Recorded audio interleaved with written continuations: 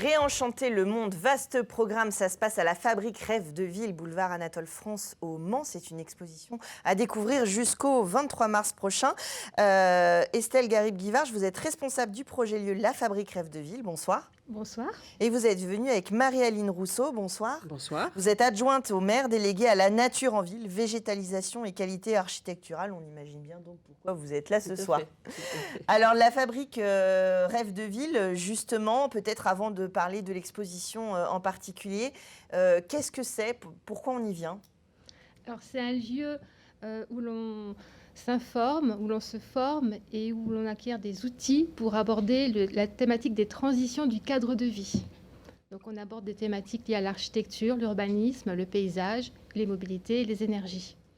Mais c'est un espace qui est ouvert. Alors évidemment, on y rencontre des professionnels, mais en tant que grand public, on peut y aller. Il y a des ateliers parfois même pour les enfants. C'est vraiment ouvert à tous. Absolument, c'est ouvert à tous, au grand public et aux professionnels. Donc on organise des permanences de conseils aux particuliers avec le CAUE et le SUR, des conférences, des cafés archi avec nos partenaires, des formations. On accueille des classes patrimoine de la ville du Mans. Enfin voilà, on a une programmation assez riche. C'est un lieu de rendez-vous pour parler d'architecture, pour parler de l'évolution de notre vie urbaine au Mans. Pour parler de la transition, effectivement, et bien sûr, le Mans est concerné, mais pour pouvoir parler du Mans et de la transition au Mans, il faut savoir ce qui se passe ailleurs, il faut s'intéresser à ce qui se passe dans le monde. Et c'est l'objet aussi des expositions que nous proposons. Alors, cette exposition, Réenchanter le monde, elle a été exposée, vous me disiez tout à l'heure hors antenne, elle a été à la Biennale d'architecture de Venise. On a la chance de la recevoir là. Comment elle est née, cette exposition ? Alors, c'est une exposition qui a été conçue par les lauréats du Global Award for Sustainable Architecture. D'accord. Et qui a été produite par la Cité de l'Architecture et du Patrimoine, en 2006. Et ces lauréats, c'est quoi ce concours en fait? Alors c'est un prix qui a été créé donc en 2006 par une architecte, chercheuse et enseignante qui s'appelle Yana Revedin et qui distingue chaque année 5 architectes qui partagent les principes du développement durable et d'une démarche participative. Donc ces architectes ont créé une communauté qui est aujourd'hui reconnue dans le débat mondial sur les grandes transitions et qui est donc à l'avant-garde de la recherche et de l'expérimentation. La transition, justement, le développement durable, il est au cœur de cette réflexion sur comment habiter, construire, vivre demain. Tout à fait, tout à fait. Et ces architectes nous proposent des récits, des récits d'aventure, parce que l'architecte ne construit pas tout seul. C'est une aventure de construire. Et donc là, ce sont des aventures qui ont lieu un peu partout dans le monde, avec des architectes locaux, mais pas forcément, mais surtout des gens qui vivent sur place, avec les matériaux qu'ils auront l'habitude d'utiliser, avec leurs techniques, voilà. Donc, et leurs usages. Et leurs usages, alors, tout à fait. L'exposition, elle est séparée en plusieurs questions, enfin en plusieurs parties.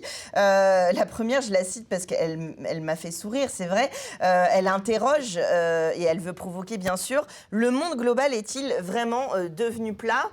Évidemment, on n'est pas sur le débat de savoir si la Terre est plate. On est sur l'idée d'habiter en construisant non pas en hauteur, mais sur tout le territoire, d'habiter le territoire. C'est ça, c'est l'idée que le XXIe siècle est nivelé grâce à la dissémination du modèle occidental. On retrouve à travers le monde ces fameux modèles qui sont plutôt identifiés en Europe, en Amérique du Nord ou au Japon.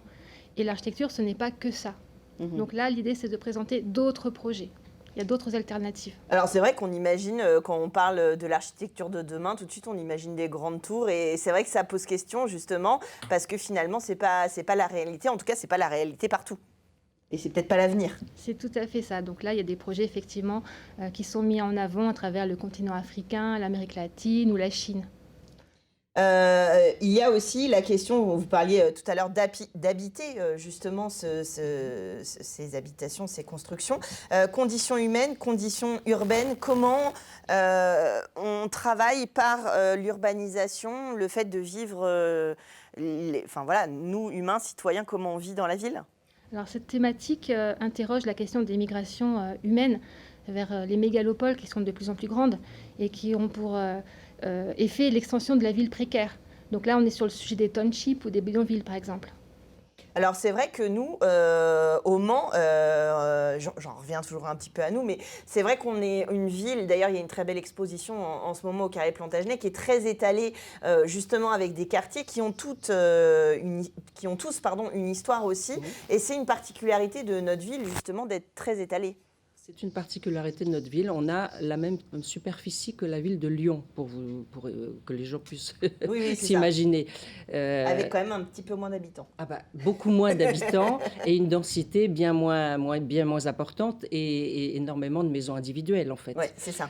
Et donc, aujourd'hui, on cherche à ne plus s'étaler et à redresser la ville et donc densifier notre ville pour ne pas continuer à grignoter les espaces agricoles. Oui, et ne pas être dans un monde plat cette fois-ci. Non, l'eau, l'air, la terre, les ressources vitales, on parlait de développement durable tout à l'heure.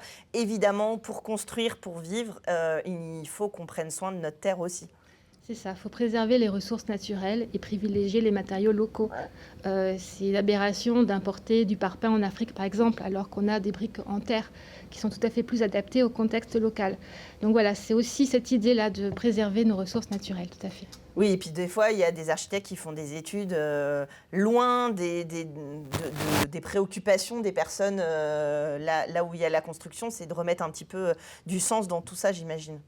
C'est un des éléments importants de cette exposition qui, plus que de présenter des bâtiments, finalement raconte l'histoire des projets avec les populations et les artisans locaux. C'est des vraies histoires, en fait, que l'on découvre. Ce sont des récits.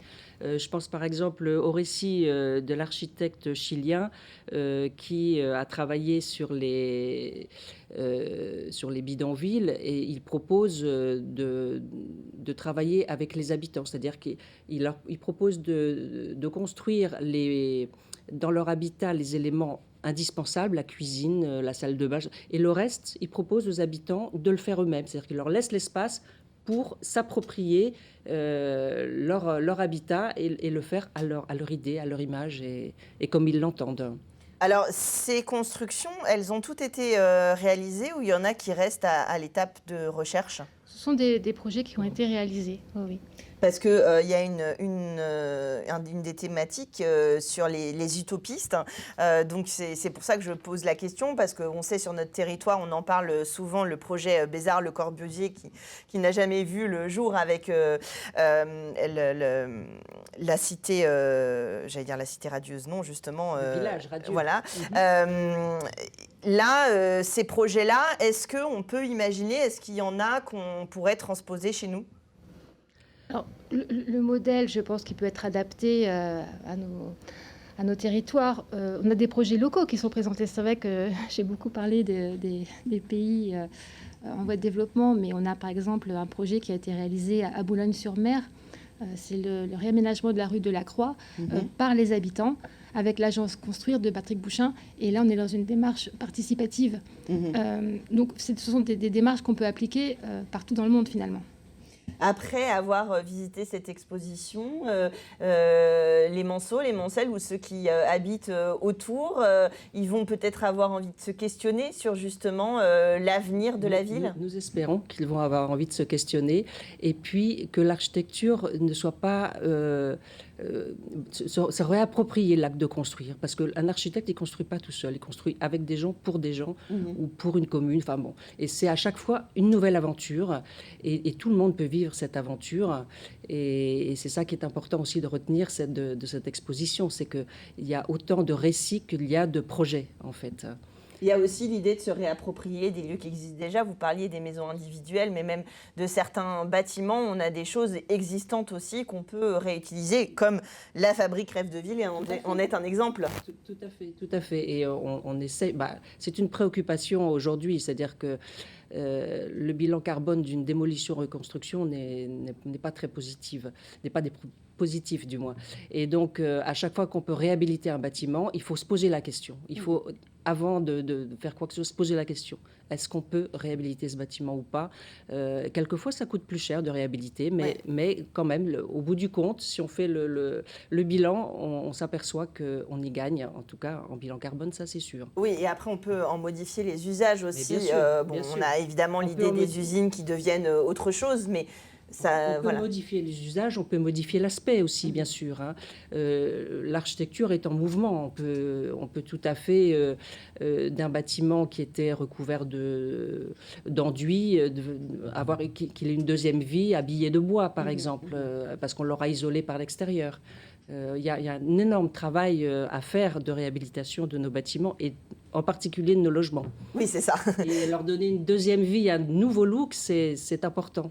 Oui, et c'est pour les ça. gens qui vont les habiter, c'est important aussi de pouvoir s'approprier ces nouveaux C'est vrai logements. qu'à l'échelle du grand public, on pense souvent à l'intérieur, à la décoration, de temps en temps à la façade, mais on n'imagine pas forcément le global et l'urbanisme, en fait, qui est une notion qui reste quand même un petit peu éloignée parfois du grand public, d'où l'idée de faire cette exposition. Il y a des rencontres, il y a des choses qui se passent autour de cette exposition. Alors, autour de toutes les thématiques que vous venez d'aborder, effectivement, on a récemment organisé un événement sur le réemploi des matériaux dans la construction. La question de l'utilisation des matériaux biosourcés est une thématique que l'on aborde régulièrement à la fabrique à travers des conférences ou des cafés archi. Donc oui, ce sont des sujets que l'on aborde régulièrement et pas seulement dans le cadre de cette exposition-là. Ça fait partie de l'ADN aussi de la fabrique Rêve de Ville. Alors, pour ces rendez-vous, on y va évidemment. Si on est intéressé, on peut y aller en famille, avec des amis. Enfin voilà, c'est ouvert au grand public. C'est ouvert du mardi au samedi ? Tout à fait, du mardi au vendredi de 8h30 à 18h en continu et le samedi de 13h à 18h. C'est gratuit, l'accès est gratuit pour cette exposition. C'est un projet qui tient à cœur à la ville de partager avec les habitants. Complètement. On a besoin de nouveaux récits et de réenchanter notre monde. Et cette exposition y participe. Nous donne, nous donne envie. Quelques pistes, Voilà. C'est ça. Voilà. Réenchanter le monde et pourquoi pas notre ville, c'est le programme La Fabrique Rêve de Ville. C'est 5 boulevards Anatole France, c'est pas loin des studios d'LMTV, c'est en plein centre-ville du Mans. N'hésitez pas à aller découvrir ce nouveau lieu et puis vous intéresser à la programmation qui peuvent vous proposer des rencontres, des conférences, des débats. Merci à toutes les deux d'être venues nous parler de cette exposition. Rendez-vous est pris et puis on parle de Tout feu, tout flamme. Et oui, c'est la saison, en tout cas c'est le mois de mars dans le Perche sartois. On en parle tout de suite dans Culturel.